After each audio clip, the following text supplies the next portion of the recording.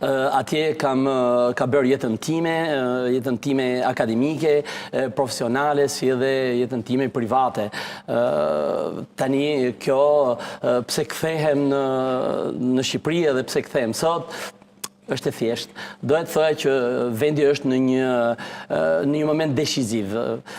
O sot o kurrë, e kemi thonë disa herë, ndodhet në një etapë të jetës tij edhe Shqipëria që nëse vazhdon e njëjta politikë i lirë, do të ketë zbrazje të vendit. Shifet që 10 vitet e fundit, nga 2014 dhe 2024, janë afërsisht 1.050.000 shqiptarë që janë larguar nga Shqipëria. Nëse vazhdon e njëjta politikë, atëherë do të kemi një zbrazje të vendit. Prandaj, erdhi rikthimi im edhe për disa arsye. Një nga arsyet është edhe vota e migrantëve, vota e diasporës. Jam një nga përfaqësuesit e diasporës në listat e hapura të Partisë Demokratike, si edhe përfaqësues i rrethinave të Tiranës. Këtë Partia Demokratike ma ka besuar mua, edhe shpresoj edhe po e bëj me devotshmëri dhe me një fushatë që ngjan një fushatë të një vendi oksidental siç është Franca. Qartë. Ju e shikoni makro, duket se Shqipëria po shpopullohet sipas jush si pasojë e keq qeverisjes së Partisë Socialiste, për këtë arsye jeni kthyer.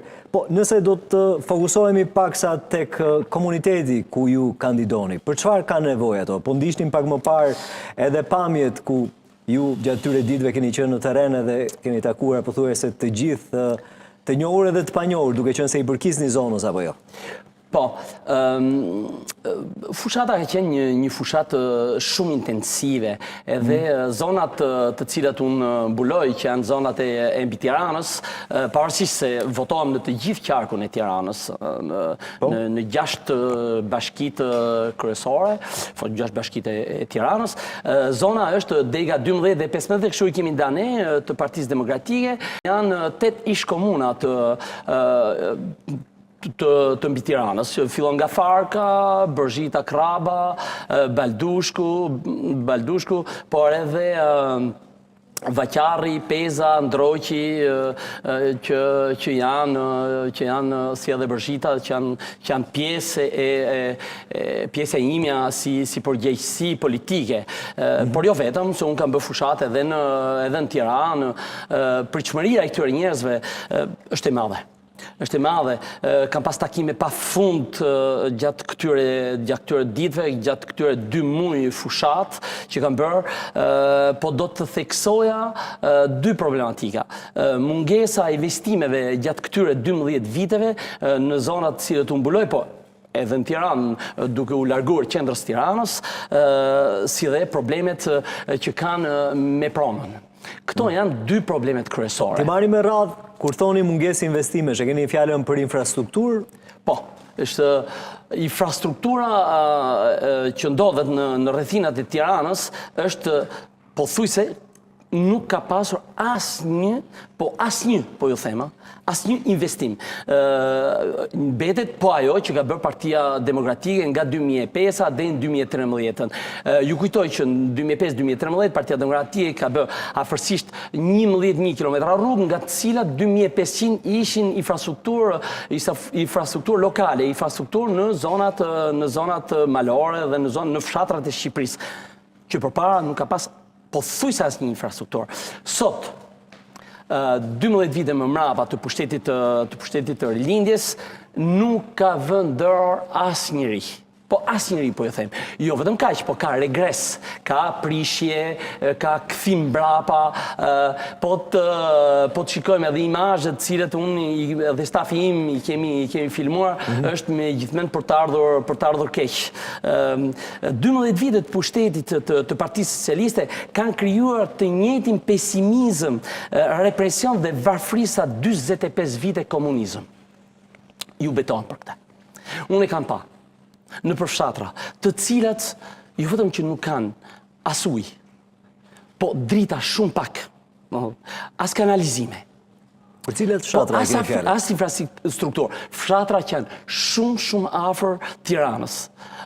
Fshatra që ndodhen jo shumë kilometra nga këtu, po t'i shohin fshatrat e Ibës, por edhe mas këtyre kotrave që jemi këtu, Ilir. Këto janë me gjithmen, ju betohen kuthrat Qameti. Po të shofësh një grua vjetër, më thonte që e tem, nuk vej dot makinën larse, sepse nuk ka drita për që të funksionoj. Pres natën, mes natën e cila të vej në punë. Qartë. Në vitin 2025 të flasësh akoma për drita, ujë dhe kanalizime, është me të thënë drejtën për të ardhur keq. Dhe Zoti Aga ju thatë investimet, në kuptonit infrastrukturën, por jo vetëm, gjithashtu edhe problemet me pronat. Çfarë keni parasysh me të? Probleme me pronat kam parasysh që pronar të këtij vendi, pronar të tokave, nuk kanë akoma letrat e tokës, apo unë i quaj këto tapit e tokave, sepse tokat një pjesë janë aty, pjesa tjetër është e tjetërsuar, e zhvatur nga disa nga njerëz të poshtër, duhet të them, të këtij. Se nuk i kanë ende tapit e tokave? Se nuk i kanë ende tapit? Burokracia, edhe mendoj edhe keqdashja, sepse t'ju tregoj një histori, një djalë më tregonte që ishte një rrugë aty, i thashun pse se bën këtë rrugën, tha jo, tha, presin tha që t'i blejnë të gjitha tokat rreth e përqark, edhe në momentin që ato i blejnë tokat, çojnë rrugën edhe sjellin zhvillim, tha, po nuk ka zhvillim, tha, duhet t'i zhvasin një herë vetë, edhe pastaj të fusin rrugë dhe infrastrukturë. Është një diçka e habitshme. Unë jetoj në Francë, që thash, nga 35 vite. Edhe unë jam pronar në Francë. Kur shoh rrumullakimin e shifrave, dikush ka një letër me 7501 që është 3000 apo 4000 metra katror. Është rrumullakët. Si shpjegohet që këtu nuk ka asnjë lloj, mund të ketë 3532 metra, për shembull, po jo 3000 metra rrumullakta. Kështu që ç'bën këto? Këto i bën Kastile këto gjëra. I bën Kastile se duan t'ju amarin pjesën tjetër, për shembull që është mbi shifrën të cilën ta kanë. Kam parë gjëra të çuditshme faktikisht gjatë gjithë kësaj të fushate. Zoti Aga, si do e zgjidhni problemin e pronave, por gjithashtu edhe infrastrukturën? Shumë e thjeshtë. Me vullnet politik. Nëse një qeveri ka një vullnet politik për të zgjidhur një problem, ajo e bën. Ju kujtoj qeverisjen tonë 2005-2013. Problemi me bandat. Me ardhjen e zotit Berisha në pushtet, u mor me bandat u zhdukën.